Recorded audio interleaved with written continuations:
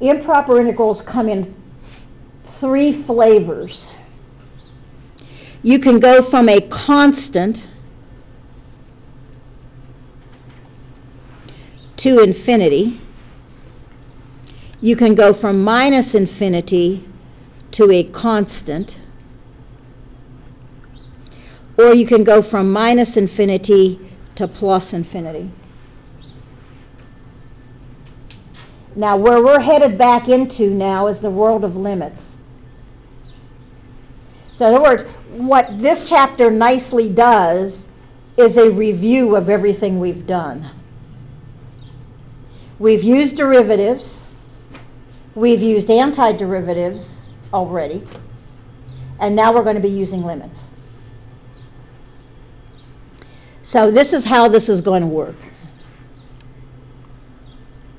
We are going to be looking at taking the integral of minus infinity to 10 of 4 over x squared dx. We rewrite this as saying this is the limit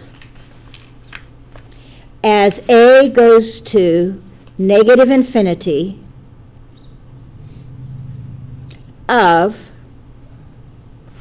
the integral from a to 10 of 4 to the minus 2, 4x to the minus 2 dx.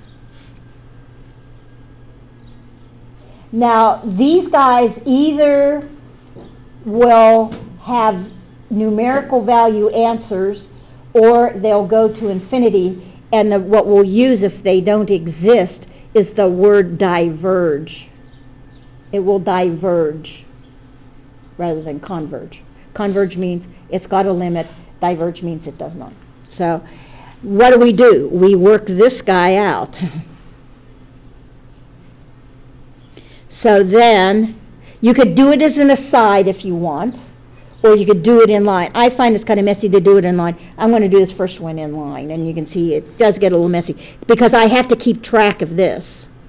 This is the limit as a goes to negative infinity of. Now I want to integrate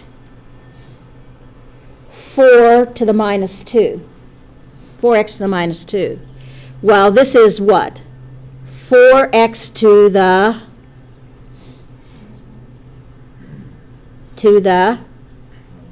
minus 1 over minus 1 evaluated from a to 10.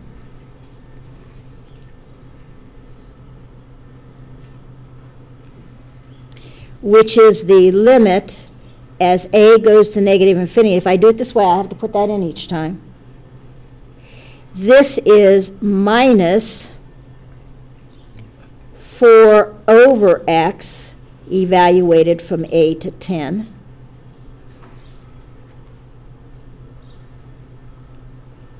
Which is the limit as a goes to negative infinity of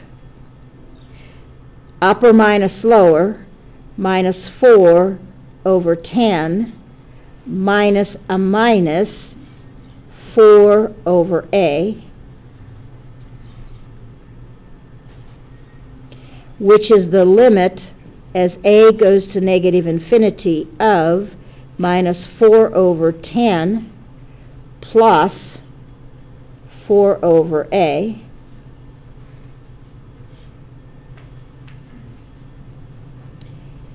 which is minus 4 over 10 plus 4 over negative infinity. Where does 4 over negative infinity go? 0. So the answer is negative 4 over 10. That says it does converge, and we do have an answer.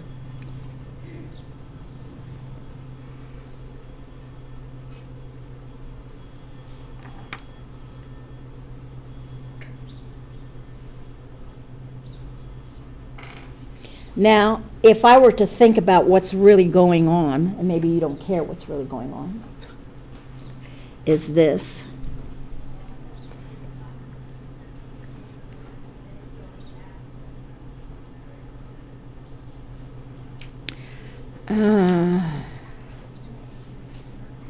If I think about it,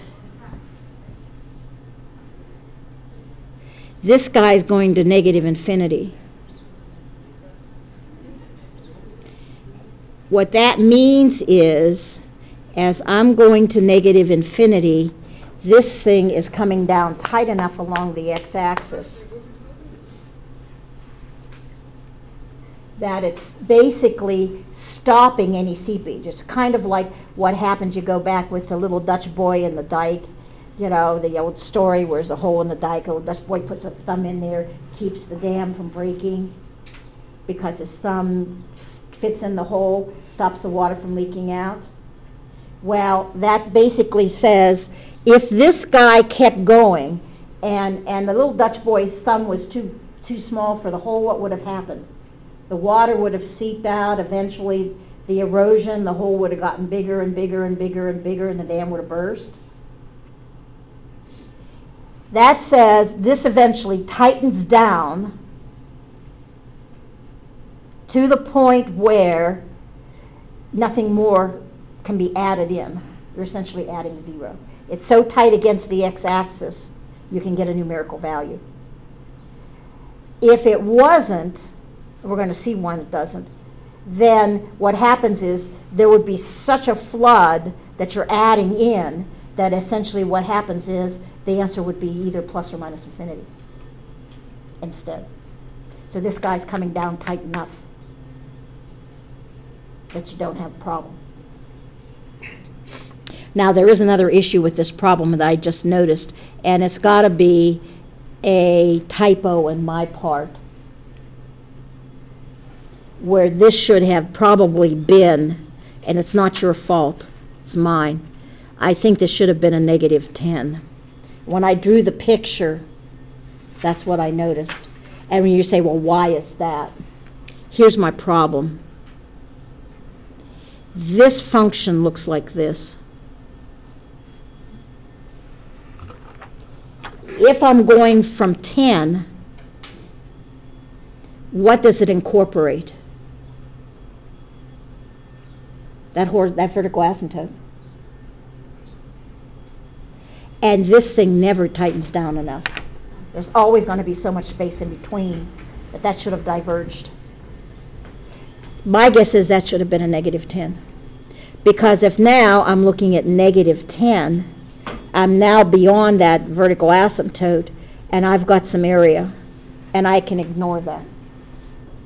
So I think there was a typo there.